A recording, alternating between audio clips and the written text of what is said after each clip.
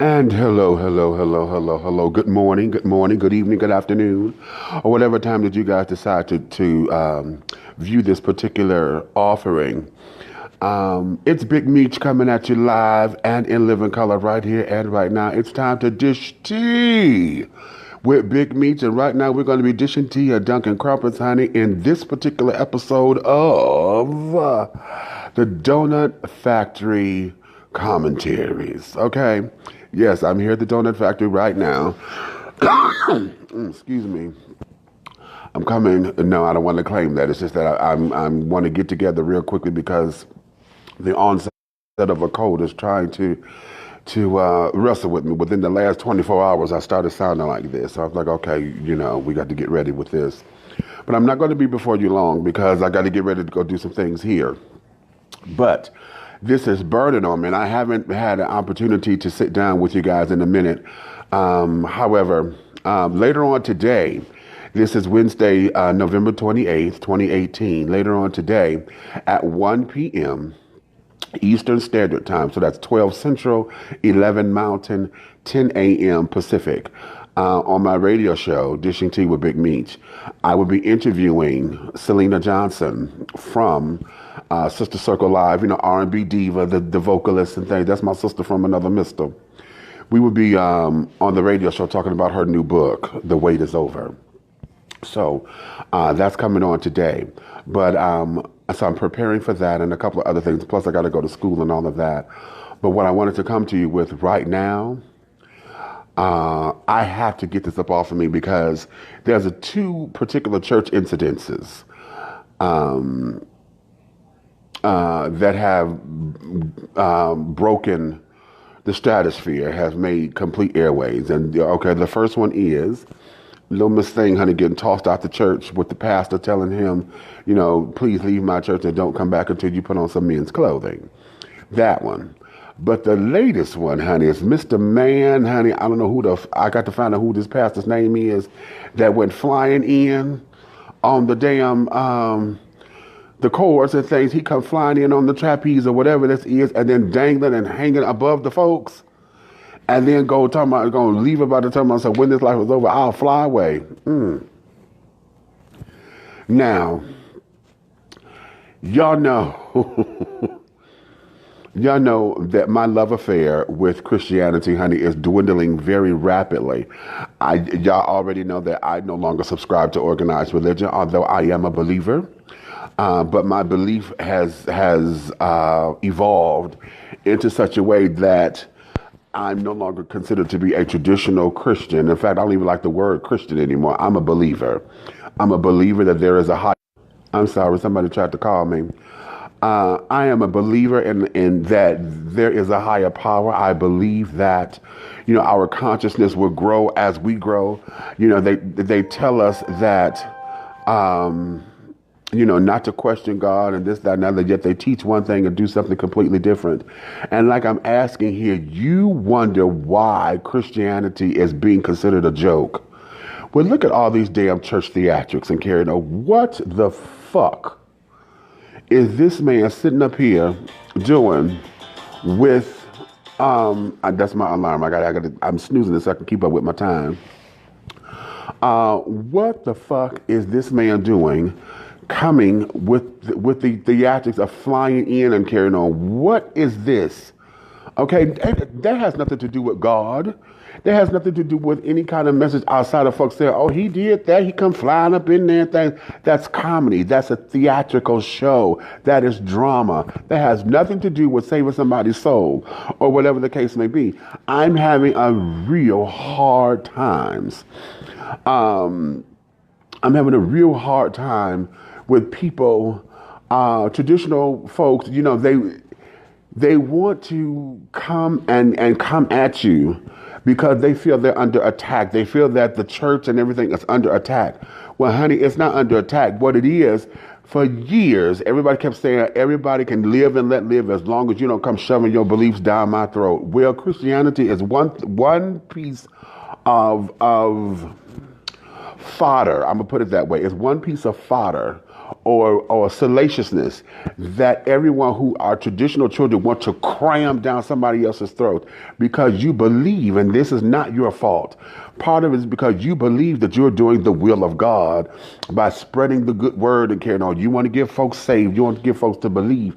But one of the things that you have to understand, honey, beliefs are subjective. Beliefs are independent. Beliefs are individual. And now you and I could believe in Jesus Christ or whatever the case may be, but we're not going to believe in Jesus the same way. We're not going to have the same ideas because our experiences are different. Our journeys are different. That's why it is best to have a relationship with what you call your higher power versus being all religified and carrying on. And now, at this particular point, this man done flew up in here on this damn trapeze or whatever and did his sermon completely suspended in air. Now, did that make you better than everybody because you are ascending up? I thought everybody was supposed to be the same. The pastor ain't no better than the parishioner. So why you way up here in the air untouchable? Okay, can't nobody get to you. And this, that, and the other, and make everybody scream, shout, and holler. Or is that what you do to get the tithes to come in so folks can give more money? Is that what this is, a whole big money game? You know what I'm saying? I am appalled at that. And everybody's sitting up in there, they going forward, honey. The church theatrics have become a form of cosplay, if you will. Okay? I mean, hell, everybody sit down here. Folks joke about speaking in tongues. That used to be blasphemous, according to how traditional church used to teach. You don't play with God. You don't this, that, and other. But anybody could eatable, riding in on the Honda, trying to speak in tongues, however they say that, you know. And this, that, and the other. So we have all of this going on, and yet people they're still being taken back with it. They still want to sit down here. They want to run and shout. I mean, hell, you can't even have a good conversation without somebody getting all holified or whatever. How you doing? I'm blessed and highly favored. Ha! Hallelujah. What? That they were supposed. Really? Okay. So see, even the whole idea of what it is to be holy, to be consecrated and carried on, it's all a big ass joke. When the pastor's sitting up there doing God knows what, the parishioners doing God knows what, do as I say, not as I do. This particular kind of rhetoric, that's the better word, not fodder, it's rhetoric. Yes. This particular kind of rhetoric is the demise of everybody. Okay, it is the demise of what is going on here in the world, because folks you have gotten so caught up in what you think you believe to where you don't even know what to believe anymore, because now it's all regurgitation. It is all about sitting up here spewing out what you think that book is supposed to say. But yet, everybody, the Bible has been a book that has been used to support any and everything, right, wrong, or indifferent. Now, if any time that the slave master could sit down there and support slavery by using the Bible and then still want to tell you that Christianity is real, and that you want to sit down there and say, oh, but those scriptures were done away with because this means this, and this now, you want to justify it. Mm-mm. See, one of the things I've learned about the God that I serve and the infinite creator, that just like truth don't need no justification. It is what it is, and it will explain itself to you as it needs to. Okay, as you grow in it and with it and carrying on, it starts to explain itself. You learn more about it. You learn more about yourself. Okay, to say God and I are one, folks get offended by that. But you say Jesus is supposed to live in my heart. When I accept Jesus Christ as my Savior, Jesus lives in my heart. So Jesus and I are one. God and I are one. So if I were to say I am God, I'm not saying I am the creator of all things. It's that I am the hands that God uses to get things done. I am the eyes that God uses to see on this earth. I'm the feet to walk, to get the message and stuff done. But a lot of folks don't want to accept that because they think that's too radical. They think that, oh, you done moved away from it. No, ain't nobody moved away from nothing. You just want to be stuck. And then you got folks flying in the air trying to tell you what the fuck this is supposed to be or whatever, and give you all these little stupid ass quotes and parables and carrying on that are only one note. They want to sit down there and give you one note to hang on to so you can bring that coin up in there. Now, let's go back to this other pastor that kicked the child out. out the church. How dare you? Now that's the first thing, because we could jump on him and carry on because we know he was dead as wrong for that. The church is supposed to be God's house, so you say. So, well, I'm responsible for it. No, you're not. You're not responsible for it. The church members are. They're the ones who pay the tithes and the taxes and carrying on it. The money that goes in there is to help the church because the church is big business. The church is a business, and nobody wants to accept that. Okay, so here it is. This is why I'm pissed off about it because I think that was a setup. I really believe that was a setup because how did you know that the pastor was going to kick you out? Who was it that recorded that particular taping? And why is it that it got put up on YouTube? Why is it that you knew at that moment to pick your camera up and record that? And only thing, we don't have the beginning of it where he come out the pulpit to say my spirit is vexed or whatever. We got right what he said. Could you stand up? And could you step in the aisle? We got right there. Okay? So my whole thing of it is, and according to the stories that Karen that they're trying to tell, that little Miss Thing, honey, was supposed to be going through conversion and things, and the stories are saying, I've got to find this out, but they're saying that he'd been in counseling with that particular pastor and this, that, and the other, and they've gone through this before. You can't come up in here like this, you can't come up in here like that, and blah, blah, blah, blah, blah. But now, you decide to come up in there anyway, okay, and want to do your thing, and that's fine. And then everybody is all up in arms because the pastor kicked you out. Now, I'm mad at the pastor. Okay, there we go. The signal went out for half a second. I got a few more minutes left. But so we're trying to sit down here and do this damn thing, and I'm mad at him for a whole nother set of reasons, okay? Because you putting claims on something that is not yours. Yes, you're the pastor of the church, but it ain't your church. Okay, so all of that became personal. You kicking that child out had nothing to do with God. It had something to do with a personal thing that you have against what this child and how this child is living his or her life. Okay, that's personal. Now, going back to the child, why do you still go up in here knowing that you are not ready to fully commit to what they said you should do in order for this conversion? And who was it that knew that you would go get kicked out this particular Sunday?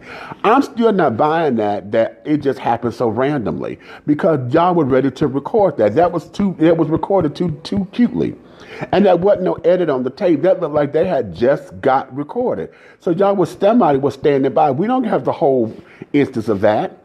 We don't have the setup that led to that or whatever. We don't even have you when you first came into fucking church. So, and why is it that nobody had what you looking like? Okay, let's start there. What the fuck was you looking like up in here? When you up in here in your dress and your hair and your paint and carrying on? Okay, see, that could be what the offense is because it could be you was looking a hot ass mess and nobody wanted to tell you. Okay, so versus them sitting up there point saying that's a man in a dress versus addressing you as a trans person. Okay, whatever, all of that. That is where I am with a number of this. So again, this is still church drama, and this is coming from the parishioner side of it. Because now you want to sit down here and antagonize a system. See, I tell y'all, we as an LGBT community, we are so busy wanting to say what is hate, what is this, and what is homophobic, what is transphobic, what is this, what is that. We forgot that we have got to give people the right to have their own opinions, because everybody can have their own opinions. They have a right to disagree with it. Now, how you approach me with it is a whole different thing, because you're just not going to talk to me any old kind of way. But you can sit out there and have your opinion. You can have your disagreement with it and carry on. I don't have to like it. I don't have to accept it. But it is who you are. And we have been jumping the gun on that so much to where now everything that this just went through with this girl coming up in here, and if the word is true that you done sat down here and the pastor done told you this a few times not to do this, that you did it anyway, see, this gives the religious right and the religious freedom children, this gives them their fuel to say, see, this is why we need to have our own protectors and carrying on. And I have a problem with that because the church don't pay no fucking taxes. And it seems like they have more political power than anything. The church pays not tax one. The church don't pay for no roads, they don't pay for no schools, they don't pay for shit. But yet they got more political power than anything. They have more power to make changes than any and everybody else. So for them to sit up there and have that kind of political power, they need to start paying taxes somewhere. Stop all this damn exemption shit. That's what needs to happen. That's what needs to go on. I am so sick and tired of a lot of this church drama that's going on, and we're not addressing the drama of it. Christians, traditional children out there, y'all want to know why it's a joke? Look at what's going on out here. Look at how you call yourself representing God. For those of y'all who want to get on folks telling me something, you not being a man of God, men don't do this and men don't do that. That's a lie. That is a lie. It ain't the kind of man that you want him to be. That's what, say that. Say that. Don't be sitting up there trying to shove down, and because you put God on it, you want to shove it down somebody's throat and act as if this is supposed to be truth and this is supposed to be gospel. Maybe you say, this is how I live and this is what works for me, and I want to share this with you to give you a tool. If you come at it with a different approach, maybe folks will be willing to accept it. But you want to sit down there and you get mad at gay folks telling me something, we should be putting it in your face and this, that, and the other. Y'all shoving your agenda down my throat. I don't agree with that. Ain't nobody shoving shit down your throat, honey. You want to live, let me live. We just have to learn that we don't agree. Okay? And find that common ground to say, we agree to disagree, but we're not going to sit down there and get stupid with one another. Because what he did with that church, that was personal and that was stupid. Why did you sit there talking about, I'm vexed. I'm vexed in my spirit because you saw him dressed as a her. Okay, that ain't got shit to do with nothing. That has nothing to do. That's personal. Ain't got nothing to do with God. And that's why I'm saying I'm pissed as fuck about that.